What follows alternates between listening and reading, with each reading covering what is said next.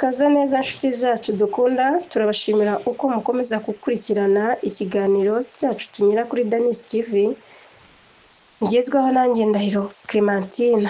Muri iki kiganiro neza, uyu munsi turaganira ku nsanganyamatsiko ifite agaciro kanini mu buzima bwa buri wese, ivuga ngo ibintu 10 bikomeye cyane mu buzima bw'umuntu.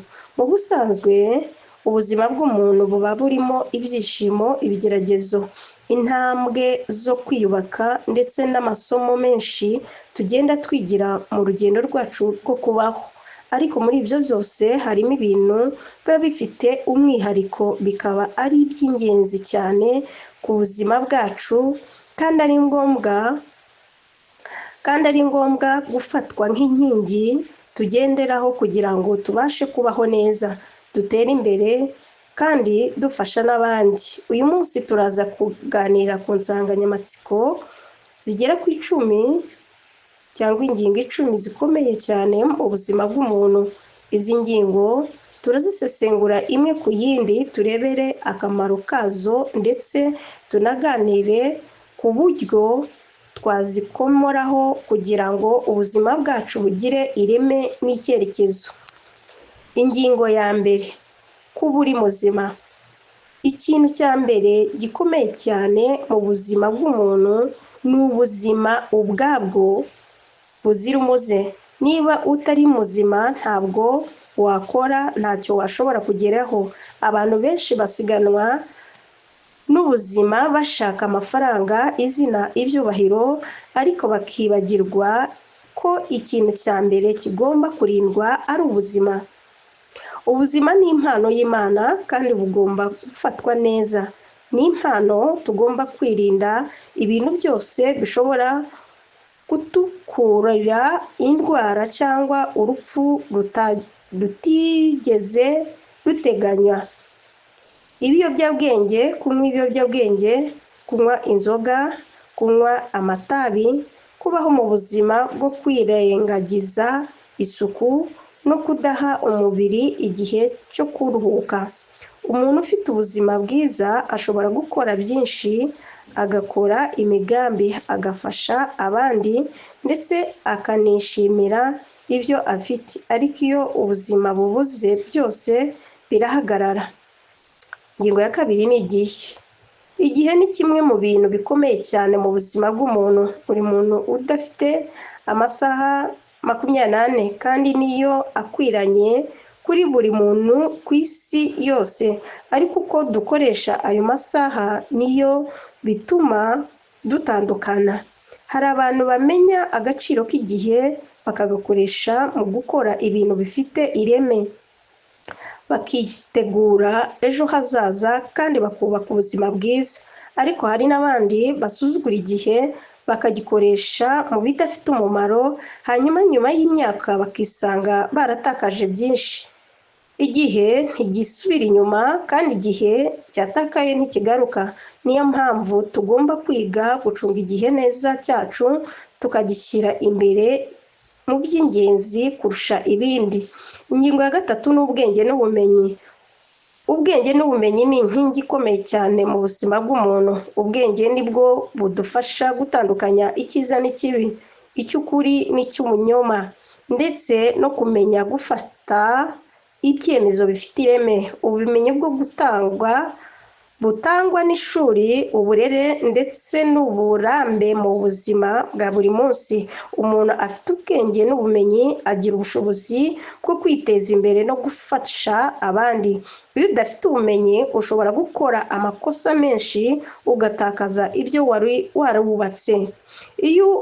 Niyo mpamvu ari ngombwa kwiga buri munsi, kwiyungura ubumenyi no kugira ubushake bwo gutekereza neza mu bihe byose.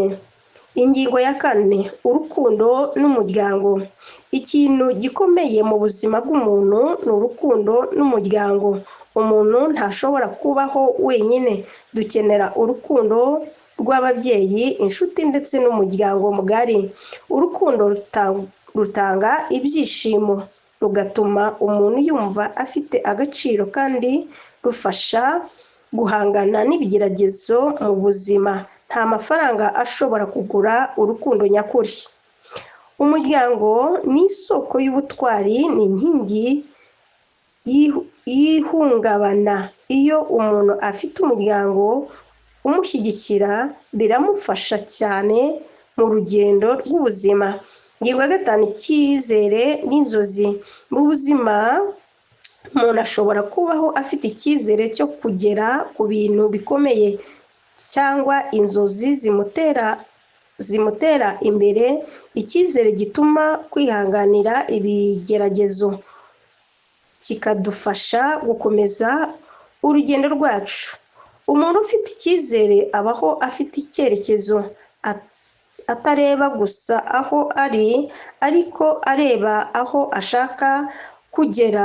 Iyo umuntu abayeho adafite icyizere, ubuzima bwe buba bumeze nk'inzira itagira aho ijya. Ingingo ya 6, ubucuti n'imibanire n'abandi. Mu buzima bw'umuntu bukenera ubucuti nyakuri.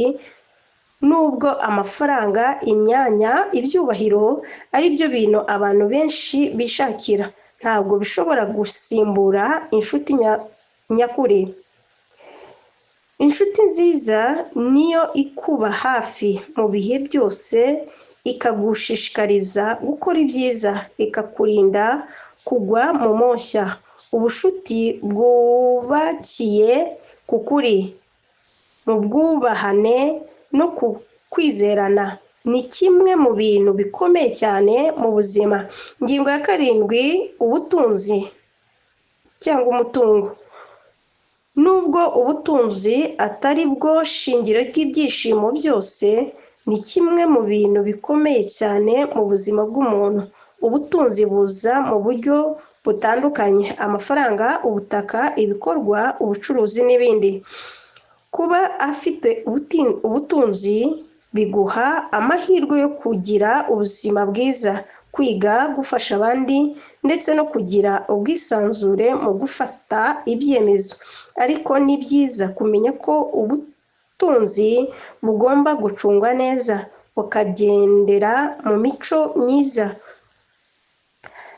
butabaye igikoresho cyo guhemukira abandi. Ingingo ya 8, ubwenge bwo mu bitekerezo n'ukuri. Ikintu gikomeye cyane mu buzima bw'ubwenge bwo gutekereza no kubaho mu kuri. Iyo udafite ubwenge bwo mu gutekereza, abandi nibo bagenga uko ubaho, ibyo wemeye n'ibyo ukora. Kugira ubushobozi bwo gutekereza ku giti cyawe, kumenya guhitamo icyiza, kubaho mu kuri, bizana amahoro y'imbere mu muntu. Nibyo bituma umuntu aba inyangamugayo kandi akubaka izina ryiza. Iyi ngingo ya 9, umwuka, ubusabane n'Imana. Umwuka w'umuntu niwo uha agaciro ubuzima. Iyo umuntu afite ubusabane n'Imana, aba afite amahoro yo mu mutima, icyerekezo ndetse n'imbaraga zo guhangana n'ibigeragezo. Abantu benshi bakira ubutunzi, izina n'ubumenyi, ariko bakabaho badafite amahoro yo mu mutima kubera ko batari hafi y'Imana. Gusenga, gusoma ijambo ry'Imana no kubaho mu kuri nibyo byatuma umuntu agira imbaraga z'umwuka zituma atanyeganyega. Ingingo ya 10, amahirwe yo gukora neza. Ikintu cya 10 gikomeye cyane mu buzima ni amahirwe yo gukora neza. Mu buzima ntabwo dushobora kumenya umunsi tuzavaho, ariko buri munsi duhawe amahirwe yo gukora neza, gufasha abandi no gusiga umurage mwiza. Iyo umuntu abayeho akora neza, agirira abandi neza ndetse agaharanira iterambere rusange, asiga izina rizubakwa igihe kirekire.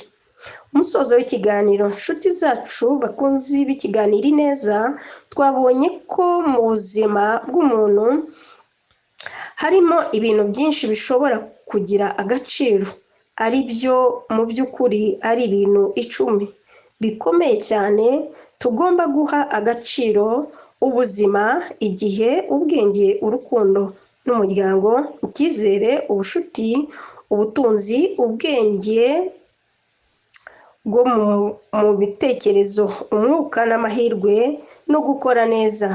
Nidufata umwanya wo kubyitaho no kubikomereraho, tuzabaho ubuzima bufite icyerekezo, bufite amahoro kandi bugira abandi akamaro. Ni Ngendahiro Clementine mwari kumwe mbagezaho ikiganiro cya Ineza kinyura ku rubuga rwa Danis TV. Murakoze cyane kudukurikira kandi tuzongera guhura ubutaha n'izindi nsanganyamatsiko zubaka ubuzima bwacu. Shalom.